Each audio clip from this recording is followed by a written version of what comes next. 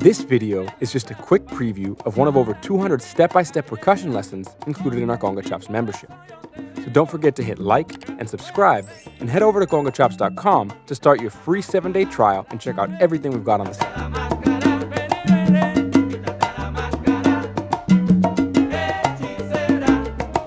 Now it's time for us to combine everything we've worked on so far to learn how to play through an entire arrangement in the salsa dura style. This period in salsa loosely spans from the late 1950s, where the term salsa was first adopted for commercial purposes, into the early 80s, when various other musical genres started to influence salsa in different ways than had been previously heard. The word salsa literally translates to sauce in English, which is in essence exactly what this music is: a combination of rhythms, melodies, and songs based on various styles deriving from or related to the Afro-Cuban song that also incorporate a bunch of other Afro-Cuban rhythms, as well as other grooves from across the Caribbean. It's important to note that this period in salsa generally refers to the post-Cuban Revolution era, where Afro-Cuban music became extremely popular and flourished outside of Cuba, predominantly in New York City and Puerto Rico, but also in neighboring countries like Panama, Colombia, and Venezuela. All the while, there was a parallel musical revolution happening in Cuba from the 60s onward that was largely kept out of the mainstream Latin music community due to the US embargo. So, although there were many incredible and extremely popular bands in Cuba throughout this time, the term salsa only became more commonly used in Cuba as of the early 90s, and with a bit of apprehension. After all, the folks at Fania Records had basically taken a melting pot of pre-existing Cuban rhythms, melodies, and songs, and commercially rebranded them under one umbrella as salsa. Now, there have been meaningful contributions made by both Cuban artists as well as salsa artists from different countries across the Americas. But it's important to note that the roots of this music can be traced undoubtedly back to Cuba.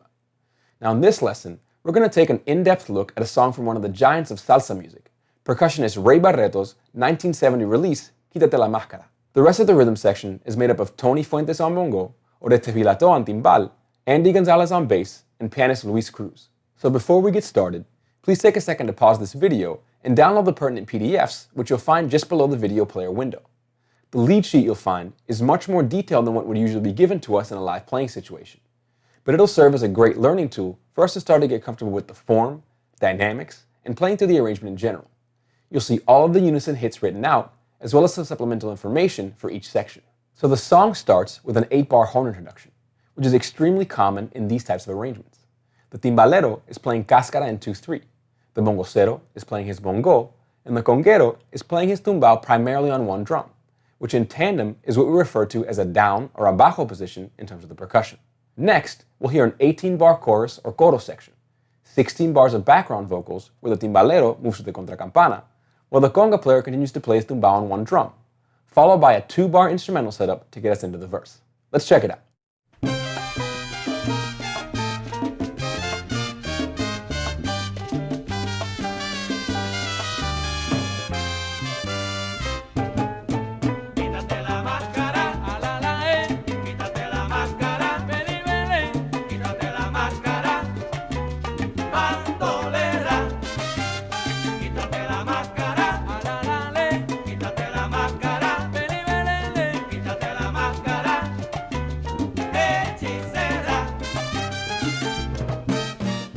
From here on, for the purposes of this lesson, we're going to focus on what's happening between minute 126 and minute 248, where we'll start off by hearing the last 2 verses of the song. The first of these 2 verses will be 12 bars long, and the second one will be 10 bars long. Now in the verse sections, the conguero generally plays a 1-bar tumbao only on one drum.